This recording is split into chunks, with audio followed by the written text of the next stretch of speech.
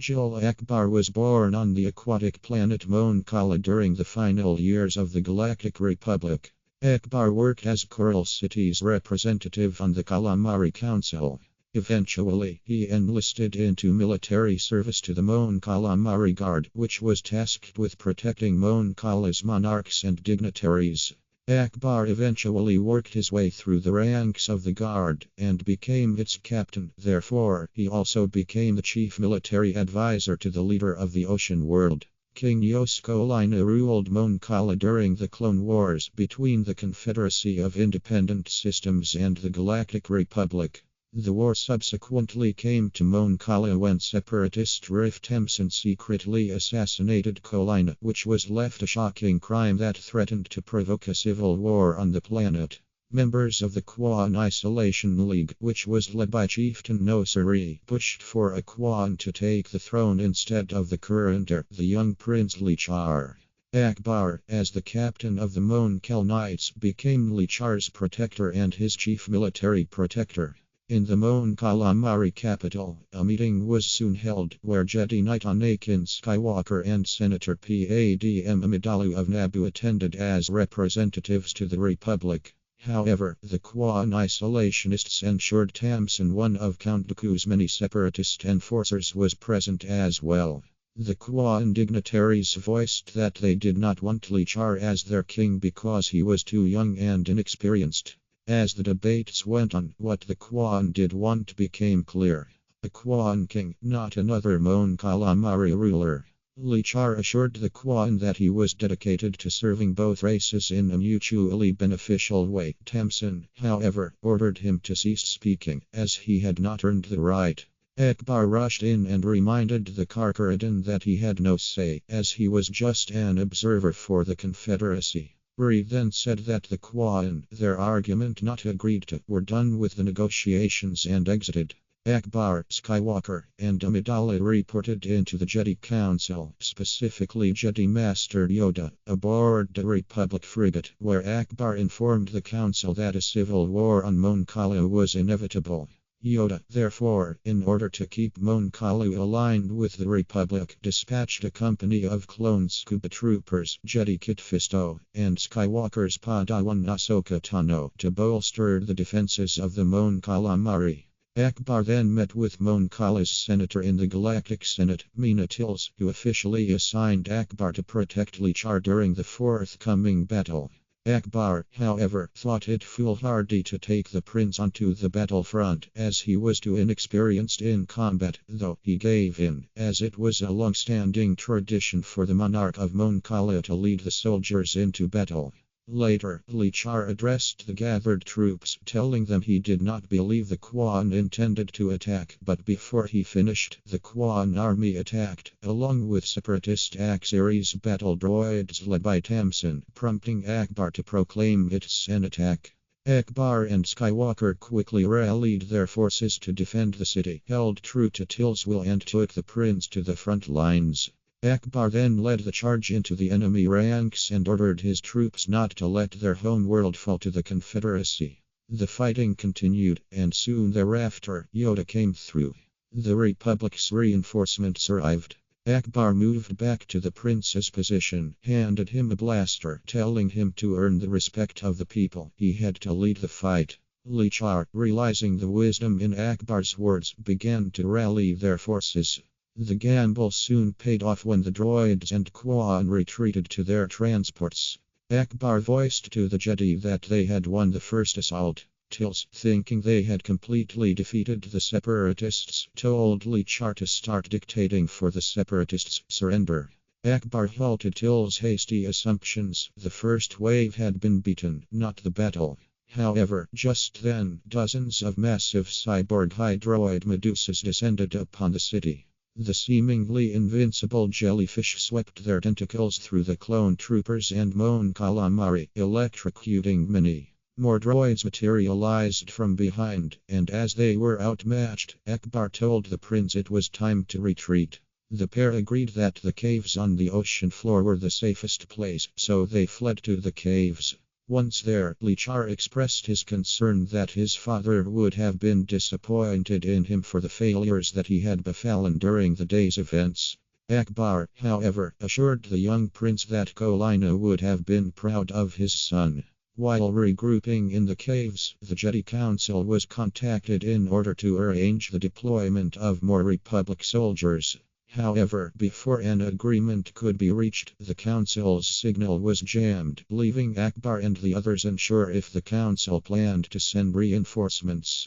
Ackbar and Skywalker agreed that it was likely troops would be sent, but Lichar believed they would arrive too late to do any good against the Confederacy. Taking the lead, Lichar devised a way to escape the planet. Take the Republic frigate on the water's surface to Coruscant, the Republic's capital. The plan was agreed on, so the group began the ascent to the surface. A plethora of enemy troops stood in their path, so Fisto diverted the enemy forces and sent down several one-man submersible devilfish to expedite the ascent. However, as they neared the ship, it exploded and the debris rained down over Ackbar and the others. Skywalker told the others to grab onto the debris so it could pull them back down to the ocean floor. Ackbar did so, and as they fell, he voiced that they should split up into two teams to better protect the true location of the prince. Lichar agreed, and Ackbar told him to be careful, as he was Mon Calamari's last hope.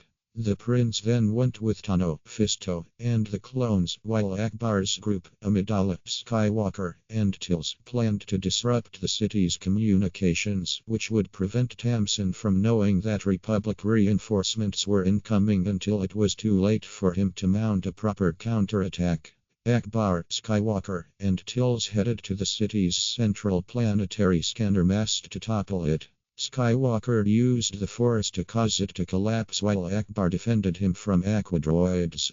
The group retreated after the mission succeeded. However, Tamsin correctly deduced that the scanner mast alone had been targeted because Republic reinforcements were forthcoming. Therefore, he launched another attack. Ackbar and the others fought the Separatist soldiers in order to keep their attention on them, rather than searching for the prince. Ackbar and the others were soon surrounded by Hydroid Medusas, but were saved when the Republic reinforcements arrived. A Venator-class Star Destroyer deployed members of the Gungan Grand Army from Naboo who, like the Mon Calamari and Quaan, were amphibians. The Gungans attacked using their traditional weapons Boomas and ATLATLS, whose plasma-based technologies disabled the Hydroid Medusas, droids and Quaan alike, and freed Ackbar, Tils, and Skywalker, who joined the turning tide of the battle. A Separatist Trident-class assault ship soon arrived and began spinning, creating a vortex that confused the battlefront and scattered soldiers on both sides. Ackbar grabbed onto Skywalker, swam him to the gunship, and threw him up to it.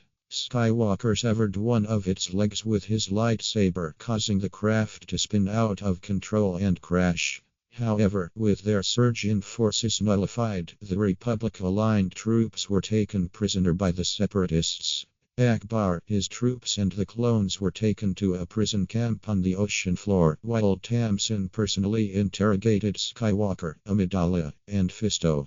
Tano and the prince, however, managed to elude capture again, but Lichar thought to rally the forces Mon Calamari, Gungan, Clone, Jedi, and even Quaan to altogether overwhelm Tamsin and his droids. He infiltrated the prison camp Ackbar was detained in to ask his guidance. Ackbar and Tils rejoiced when they saw the prince alive, but were confounded when Lichar explained his daring plan to reunify the citizens of Mon Calu against the Separatist invaders. Ackbar was shocked that the prince would ally himself with the people who had killed his father, but Lichar told Ackbar that he knew for a fact that Tamsin had done so. Tano added that she had seen similar occurrences of Dooku manipulating the planet's people to start a civil war, so the prince said that he would find and show her the truth. Ackbar agreed to the prince's noble plan and said he would marshal the Mon Calamari troops for battle. Lichar also gave the captain his signal of when to attack. When a Quaan attacked a separatist, just then, a legion of aquadroids appeared and put the prince under arrest. Lichar willingly went with his captors in order to confront Ree and show him the truth. Later, Lichar was sentenced to death by Tamsin and ordered that all the prisoners be taken to the capital to witness the execution. Tamsin's Karkardin enforcers surrounded the prince while Tamsin read aloud the prince's crimes against the separatist state. Meanwhile, Ackbar and the other prisoners watched from the side. One of Ree's aides materialized and handed Ackbar his baton and informed him that Lichar's boldness had worked. Ree and the Kwan had agreed to expel the Confederates and reclaim Mon Kala. Ackbar looked across the plaza and nodded to Ree. The Kwan soldiers quietly distributed arms to the clones and troops, while Ree swam across the plaza, created an ink cloud, and grabbed the prince. Ackbar's troops opened fire on the separatists and the battle raged once more. Ackbar charged the Aquadroids, leading the battle from his side, while Lichar proved himself by leading the rest of the forces and killing Tamsin, a fearsome warrior, thereby freeing Mon Kala.